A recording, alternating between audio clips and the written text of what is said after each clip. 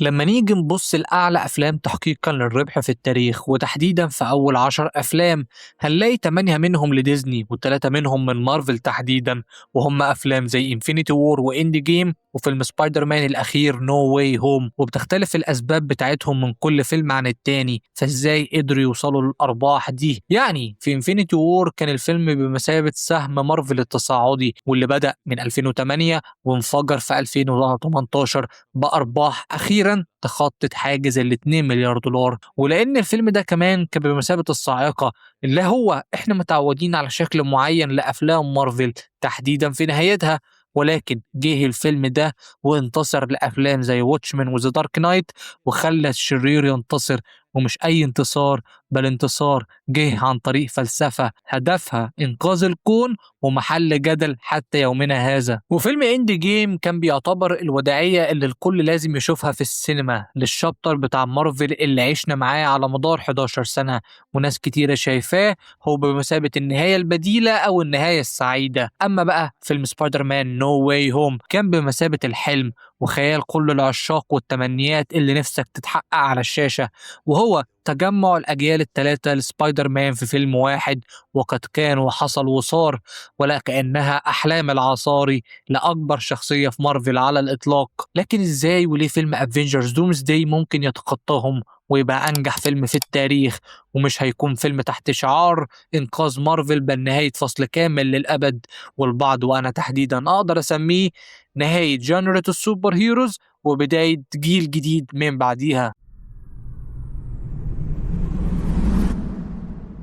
لما نيجي نتكلم عن عناصر النجاح، فما فيش أنجح من كل عناصر مارفل القديمة اللي خلت الشركة دي أنجح شركة في تاريخ هوليوود وباكتساح، واللي خلت ديزني شافت بريق النجاح من البداية واستحوذت عليها عشان تستثمر في الاستحواذ على نجاحات السوق. روبرت داوني جونيور وكريس إيفنز وكريس هيمسورث والإخوة روسو، ودي بس العناوين الرئيسية اللي خلت مارفل من 2014 ل 2019 تدخل في سباق نجاح متتالي. طب هل ده كافي؟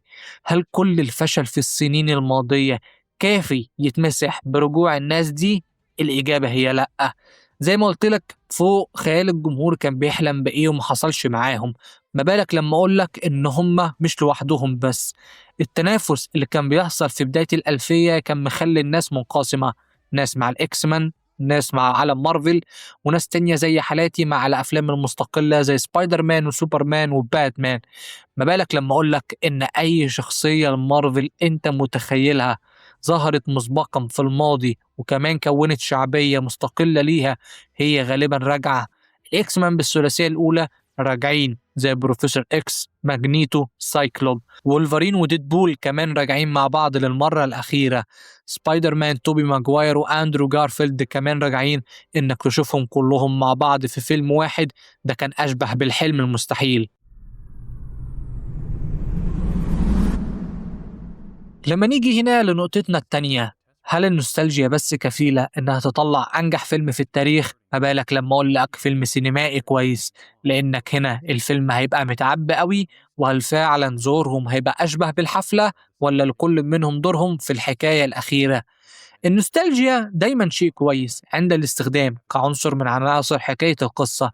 يعني لما بتشوف أفلام زي توب جان مافريك، هل دي مش نوستالجيا لتوم كروز مع أفلام التمانينات والأفلام اللي تتفرج عليها براحة نفسية بقصة بسيطة ولكن أهم حاجة شعورك ناحيتها؟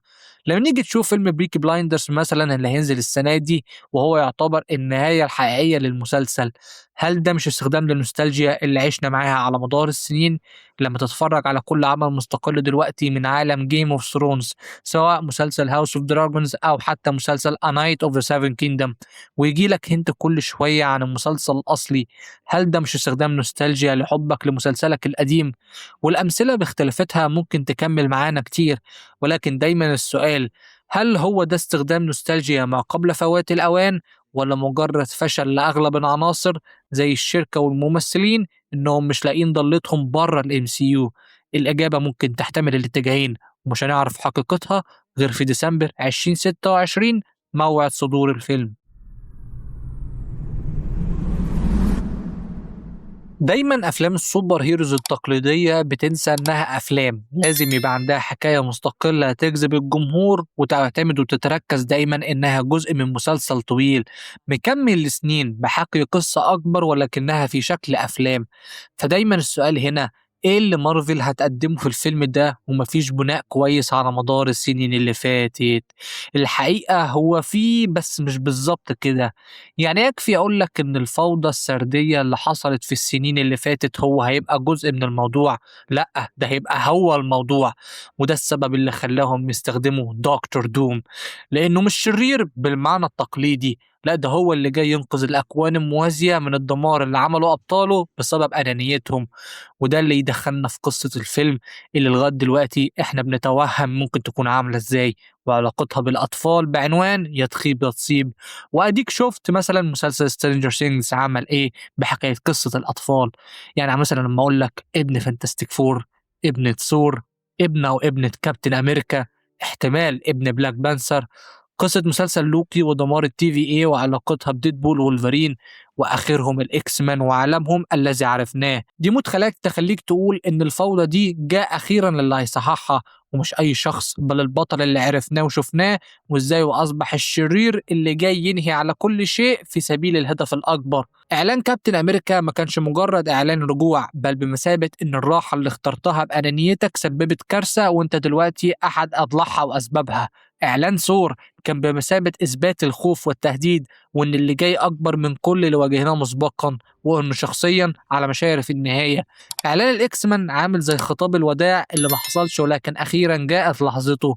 وداع لكل شيء عشنا وشفناه مع الممثلين والشخصيات اللي حبيناها على مدار السنين اللي فاتت في أكبر فيلم وحفلة المارفل على الإطلاق. كلها أحاسيس ومشاعر في اتجاه واحد، إننا مقبلين على فيلم لو اتعمل بنفس وتيرة وإيقاع إعلاناته هيبقى فيلم مأساوي وللتاريخ فعلا يا مارفل. للتاريخ إنهم ما قدروش يغامروا بسلسلة الأفينجرز على مدار آخر 6 سنين، ولما حبوا يرجعوا رجعوا بكل التقيل. كل الأوراق يتم استخدامها الآن، وإزاي إن مخرج إندي جيم كان هو بداية الحرب الكبرى في أفينجرز دومزداي، واللي معاها هنشهد النهاية للأبد لجنرا اتربينا وعشنا معاها منذ طفولتنا، تحديدا في فيلم افنجرز سيكريت وورز. في النهاية يا أصدقائي كان معكم أمين محمد، على مرة في حلقة قادمة. سلام.